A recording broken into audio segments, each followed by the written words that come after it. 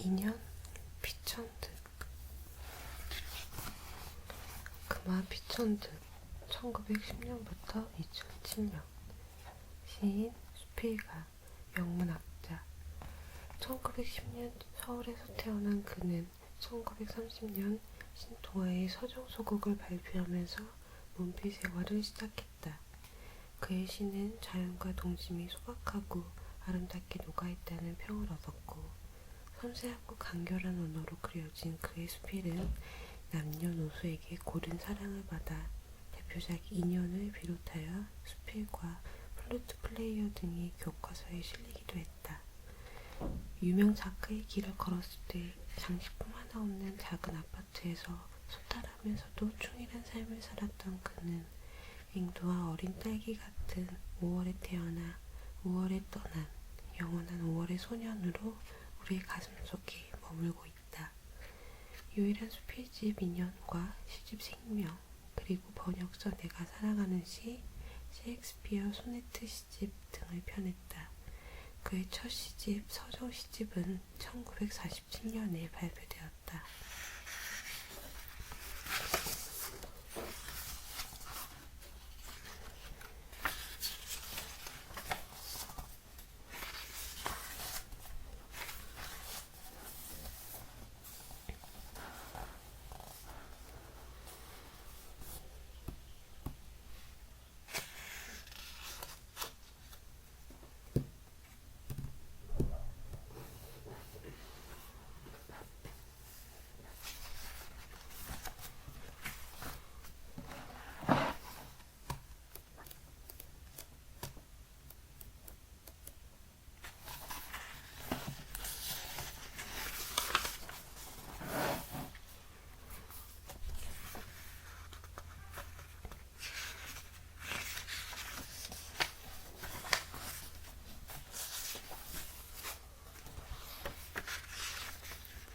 인연.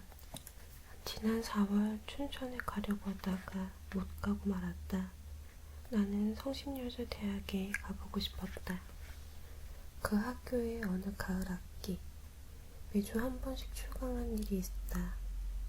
힘드는 출강을 한 학기 하게 된 것은 주수녀님과 김수녀님이 내 집에 오신 것에 대한 예의도 있었지만 나에게는 사연이 있었다. 수십 년 전 내가 17되던 봄, 나는 처음 동경에 간 일이 있다. 어떤 분의 소개로 사회교육과 미술의 선생 덕에 유숙을 하게 되었다. 시바코 시로간에 있는 그 집에는 주인 내외와 어린 딸 세 식구가 살고 있었다. 하녀도 서생도 없었다. 눈이 예쁘고 웃는 얼굴을 하는 아사코는 처음부터 나를 오빠같이 따랐다. 아침에 나왔다고 아사코라는 이름을 지어주었다고 하였다. 그 집들에는 큰 나무들이 있었고 인년초 꽃도 많았다. 내가 간 이튿날 아침, 아사코는 스위트피를 따다가 꽃병에 담아 내가 쓰게 된 책상 위에 놓아주었다.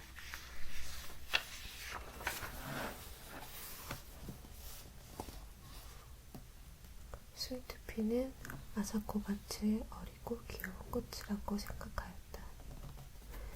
성심여학원 소학교 1학년인 아사코는 어느 토요일 오후 나와 같이 저희 학교까지 산보러 갔었다. 유치원에부터 학부까지 있는 가톨릭 교육기관으로 유명한 이 여학원은 시내에 있으면서 큰 목장까지 가지고 있었다. 아사코는 자기 신발장을 열고 교실에서 신는 하얀 운동화를 보여주었다. 내가 동경을 떠나던 날 아침, 아사코는 내 목을 안고 내 뺨에 입을 맞추고 내가 쓰던 작은 손수건과 제가 끼던 작은 반지를 이별의 선물로 주었다. 옆에서 보고 있던 선생 부인은 웃으면서 한 10년 지나면 좋은 상대가 될 거예요 하였다. 나는 얼굴이 더워지는 것을 느꼈다. 나는 아사코에게 안데르센의 동화책을 주었다. 그 후 10년이 지나고 3, 4년이 더 지났다. 그동안 나는 초등학교 1학년 같은 예쁜 여자아이를 보면 아사코 생각을 하였다. 내가 두 번째 동경에 갔던 것도 4월이었다. 동경역 가까운 데 여관을 정하고 즉시 미우라댁을 찾아갔다. 아사코는 어느덧 청순하고 세련되어 보이는 영양이 되어 있었다. 그 집 마당에 피어있는 목련꽃과도 같지. 그때 그는 성신여학원 영문과 3학년이었다. 나는 좀 서먹서먹했으나 아사코는 나와의 재회를 기뻐하는 것 같았다. 아버지 어머니가 가끔 내 말을 해서 나의 존재를 기억하고 있었나 보다.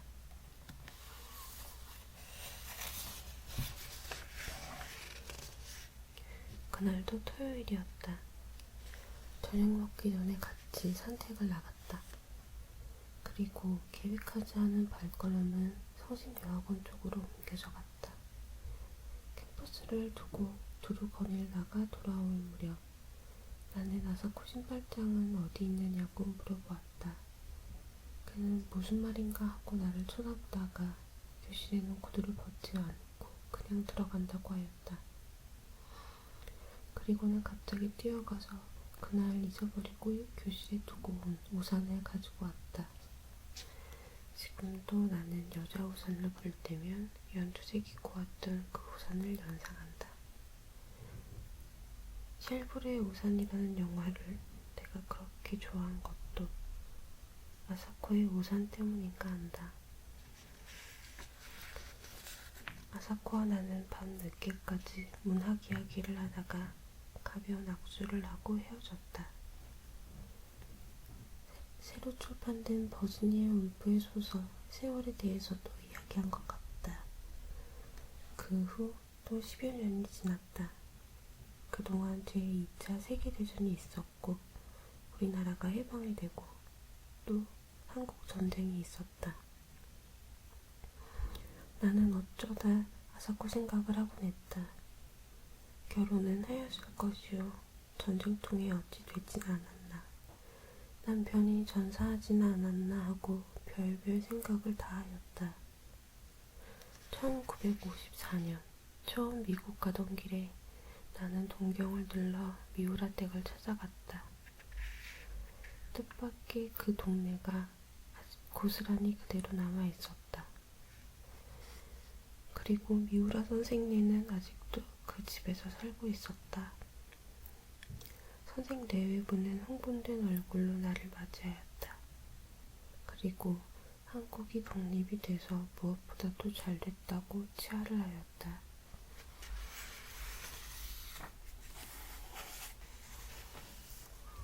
아사코는 전쟁이 끝난 후 메가도 사령부에서 번역 일을 하고 있다가 거기서 만난 일본인 2세와 결혼을 하고 따로 나서 산다는 것이었다. 아사코가 전쟁 미망인이 되지 않은 것은 다행이었다. 그러나 2세와 결혼하였다는 것이 마음에 걸렸다. 만나고 싶다고 그랬더니 어머니가 아사코의 집으로 안내해 주었다. 뾰족 지붕에 뾰족 창문들이 있는 작은 집이었다. 20여 년 전 내가 아사코에게 준 동화책 겉장에 있는 집도 이런 집이었다. 아, 이쁜 집. 우리 이담에 이런 집에서 같이 살아요. 아사코의 어린 목소리가 지금도 들린다. 10년쯤 미리 전쟁이 나고 그만큼 일찍 한국이 독립되었더라면 아사코의 말대로 우리는 같은 집에서 살 수 있게 되었을지도 모른다. 뾰족 지붕에 뾰족 창문들이 있는 집이 아니라도. 이런 부질없는 생각이 스치고 지나갔다. 그 집에 들어서자 마주친 것은 백합같이 시들어가는 아사코의 얼굴이었다. 세월이란 소설 이야기를 한 지 10년이 더 지났었다. 그러나 그는 아직 싱싱하여야 할 젊은 나이다. 남편은 내가 상상한 것과 같이 일본 사람도 아니고 미국 사람도 아닌 그리고 진주군 장교라는 것을 뽐내는 것 같은 사나이였다. 아사코와 나는 절을 몇 번씩 하고 악수도 없이 헤어졌다. 그리워하는데도 한 번 만나고는 못 만나게 되기도 하고 일생을 못 잊으면서도 아니 만나고 살기도 한다. 아사코와 나는 3번 만났다. 3번째는 아니 만났어야 좋았을 것이다. 오는 주말에는 춘천에 갔다 오려 한다. 소양강 가을 경치가 아름다울 것이다.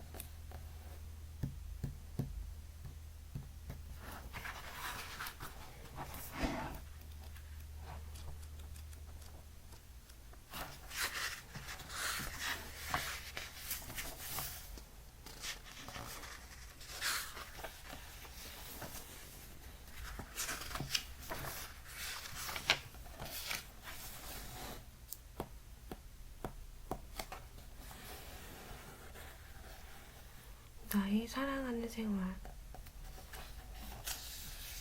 나는 우선 내 마음대로 쓸 수 있는 돈이 지금 돈으로 한 5만원쯤 생기기도 하는 생활을 사랑한다.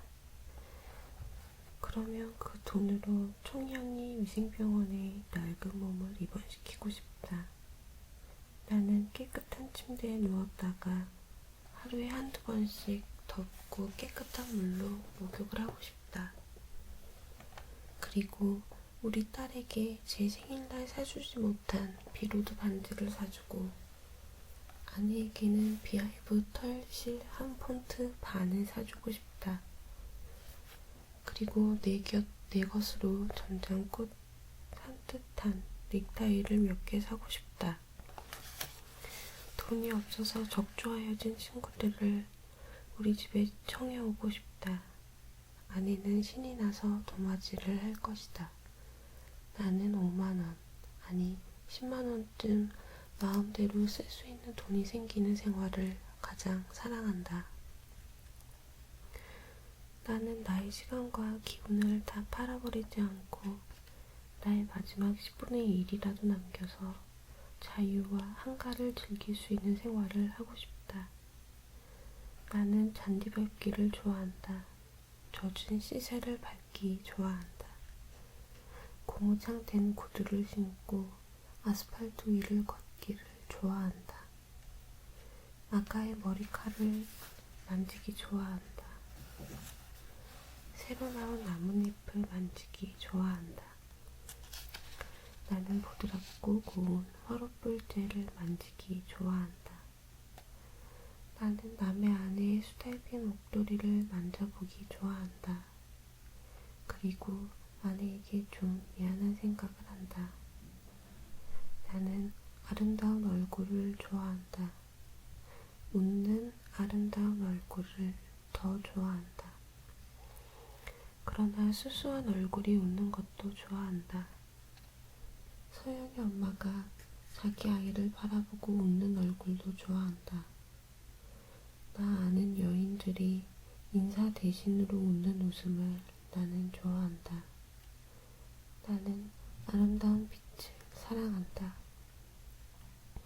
골짜기마다 단풍이 찬란한 만복동. 앞을 바라보면 걸음이 급하여지고 뒤를 돌아다 보면 더 좋은 단풍을 두고 가는 것 같아서 어쩔 줄 모르고 서 있었다. 예전 우리 유치원 선생님이 주신 색종이 같은 빨간색, 보라, 자주, 초록 이런 황홀한 색깔을 나는 좋아한다. 나는 우리나라 하늘을 사랑한다. 나는 진주빛, 비둘기빛을 좋아한다. 나는 오래된 과후의 마호가니 빛을 좋아한다. 늙어가는 학자의 희끗희끗한 머리칼을 좋아한다. 나는 이른 아침 종달새 소리를 좋아하며 꾀꼬리 소리를 반가워하며 봄 시냇물 흐르는 소리를 즐긴다. 갈대에 부는 바람 소리를 좋아하며 바다의 파도 소리를 들으면 아직도 가슴이 뛴다. 나는 골목을 지나갈 때 발을 멈추고 한참이나 서 있게 하는 피아노 소리를 좋아한다. 나는 젊은 웃음소리를 좋아한다. 다른 사람 없는 방 안에서 내 귀에다 귓속말을 하는 소영의 말소리를 좋아한다. 나는 비 오시는 날 저녁 때 뒷골목 선술집에서 풍기는 불고기 냄새를 좋아한다. 새로운 연서 냄새, 토론 냄새를 좋아한다. 커피 끓이는 냄새, 라일락 짙은 냄새, 국화, 수선화, 소나무의 향기를 좋아한다. 봄 흙냄새를 좋아한다. 나는 사과를 좋아하고 포도와 잣과 꿀을 좋아하고 친구와 향기로운 차를 마시기를 좋아한다. 군밤을 외투 주머니에다 넣고 길을 걸으면서 먹기를 좋아하고 찰스 강변을 걸으면서 알던 콘 아이스크림을 좋아한다. 나는 9평 건물에 땅이 50평이나 되는 나의 집을 좋아한다. 제목은 쓰지 못하고 흙으로 지은 집이지만 내 집이니까 좋아한다. 허투를 심을 뜰이 있고 집 내놓으라는 말을 아니 들을 터이니 좋다. 내 책들은 언제나 제자리에 있을 수 있고 앞으로 오랫동안 이 집에서 살면 친구들이 집을 몰라 놀러오지 못할 친구는 없을 것이다.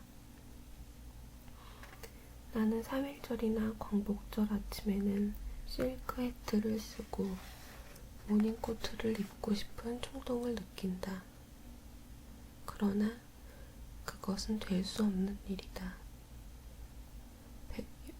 여름이면 배에 고이 적삼을 입고 녹립을 쓰고 집신을 신고 산길을 가기 좋아한다. 나는 신발을 좋아한다. 태사신, 이름 쓴 까만 운동화, 깨끗하게 신어놓은 파란 고무신, 흙이 약간 묻은 탄탄히 sab은 집신. 나의 삶을 구성하는 모든 작고 아름다운 것들을 사랑한다. 고운 얼굴을 욕망 없이 바라다보며 남의 공적을 부러움 없이 찬양하는 것을 좋아한다. 여러 사람들을 좋아하며 아무도 미워하지 아니하며 몇몇 사람을 끔찍히 사랑하며 살고 싶다. 그리고 나는 점잖게 늙어가고 싶다. 내가 늙고 서영이가 크면 눈 내리는 서울 거리를 같이 걷고 싶다.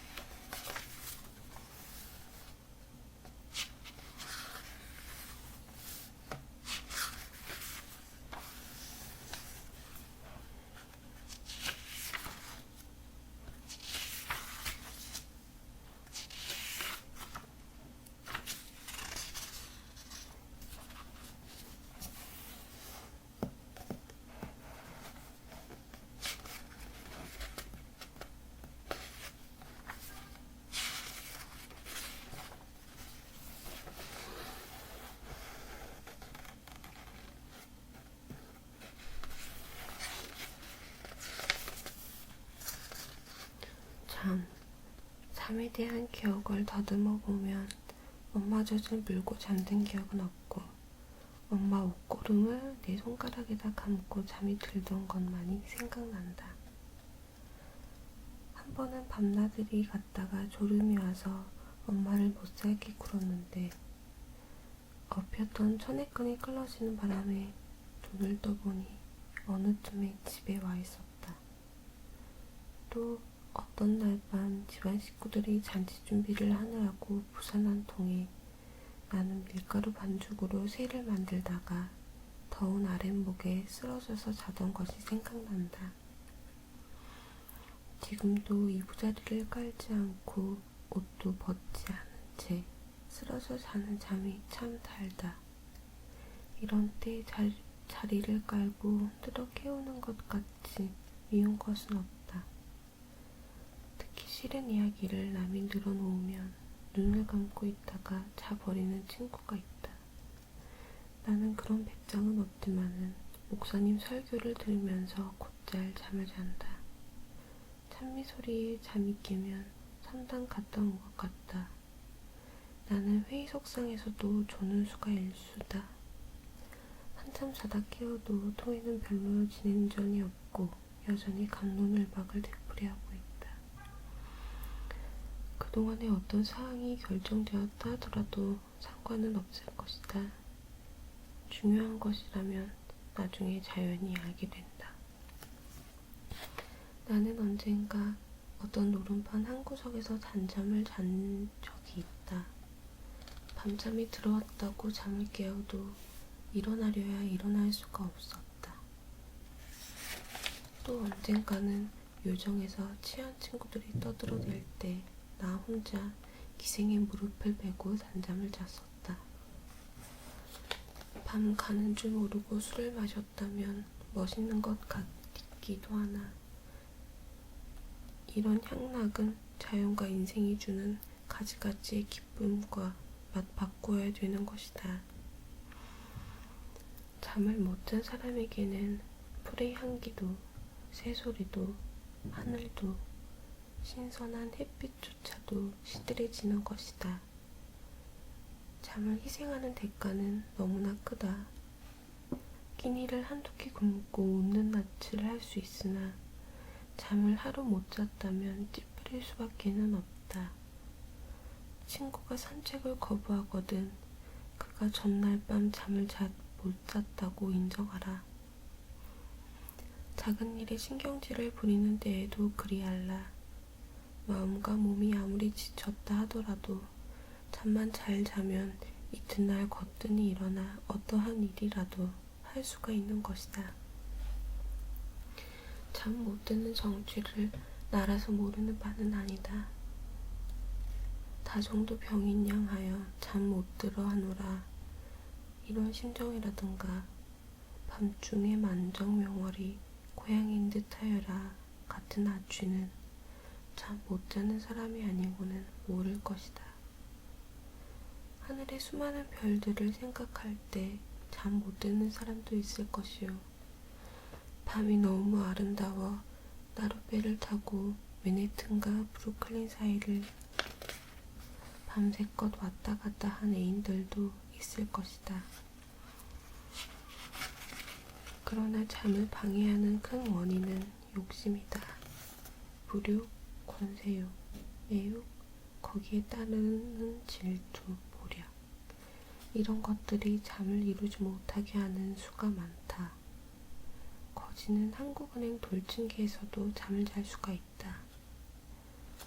나는 면화를 실은 트럭 위에서 내 활기를 벌리고 자는 인부들을 본 일이 있다. 그때 바로 뒤에는 고급 자가용 차가 가고 있었다. 그 차 속에는 불면증에 걸린 해숙한 부정축제자의 얼굴이 있었다. 잠자는 것을 바라다 보면 연민의 정이 일어난다. 새근거리며 자는 아기, 억지 쓰다가 잠이 든 더러운 얼굴. 내가 종아리를 맞고 자는 것을 들여다보고 엄마는 늘 울었다고 했다. 입을 벌리고 자는 옆에 내 얼굴은 밉기도 하지만 불쌍하기도 하다. 잠이 채 깨지 않은 여인의 전화 받는 음성은 애련하기 짝이 없다. 잠은 모든 욕심에서 해탈된 상태이므로 독재자가 자는 꼴도 불쌍할 것이다. 그러기에 옛날에 나이트는 적이라도 자는 것을 죽이지는 않았다고 한다. 어떤 사람은 짧은 수명에서 잠자는 시간을 빼면 훨씬 짧아질 것이다 라고 말한다.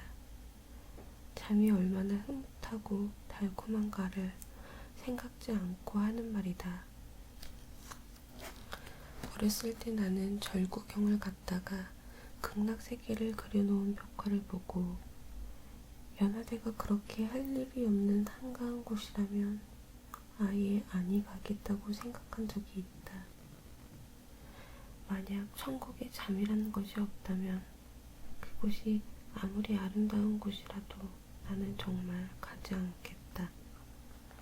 내가 보스턴 미술관에서 본 수많은 그림 중에서 기억에 남는 것이 둘이 있다. 그런데 둘 다 자는 것을 그린 그림이다. 하나는 밀레의 그림으로 농부들이 들에서 낮잠 자는 것을 그린 것이요. 또 하나는 누구의 것인지 잊었지만 잠을 자는 소녀와 그것을 들여다보고 있는 소녀는 그린 것이다. 왜 구태여 이 두 그림이 남아있을까? 나는 그때 향수병에 걸려 잠을 잘 자지 못하는 때이었으므로 잠을 자고 있는 그들의 건강한 모습이 끔찍이 부러웠던 까닭인가 보다. 잠은 근심을 잊게 하고 아픔을 잊게 하고 자는 동안만이라도 슬픔을 잊게 한다. 잠이 없었던들 우리는 모두 정신병자가 되었을 것이다. 전문의사의 말을 들으면 정신병에 가장 효과가 있는 요법은 잠을 재우는 것이라고 한다. 너의 슬픔, 그 무엇이든지 잠 속에 쓰러질 거라. 그리고 잠은 서대문 형무소에도 온양 호텔에도 다 같이 찾아오는 것이다. 시계추를 멈춰놓고 잠이 들어보려고 애쓰는 사람과 잠영종 시계를 서랍 속에 집어던지고 다시 잠이 들어버리는 사람에게는 행복에 큰 차이가 있다. 커피는 물론 콜카콜라까지도 많이 마시고 담배를 입에 무는 순간 외로워지지 않는다는 것을 알면서도 나는 그것조차 많이 피운다. 이는 신생활 운동을 위하여서가 아니오 오직 잠을 위함인 거니. 학교가 늦었다고 일으키면 쓰러지고 또 일으키면 또 쓰러지던 그런 잠을 다시 잡을 수는 없을까? 눈같이 포근하고 안개같이 아늑한 잠. 잠은 괴로운 인생에게 보내온 아름다운 선물이다. 조금이 긴 잠이라면 그것은 영원한 축복일 것이다.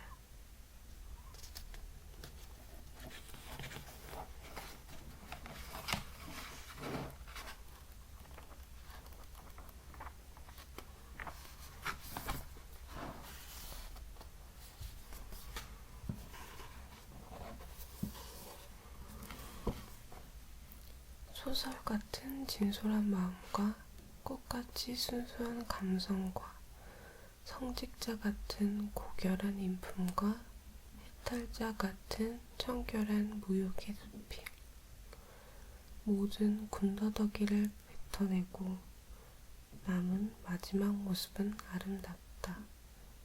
인간에 대한 따뜻한 애정을 배울 수 있는 책이다. 박완서 소설가.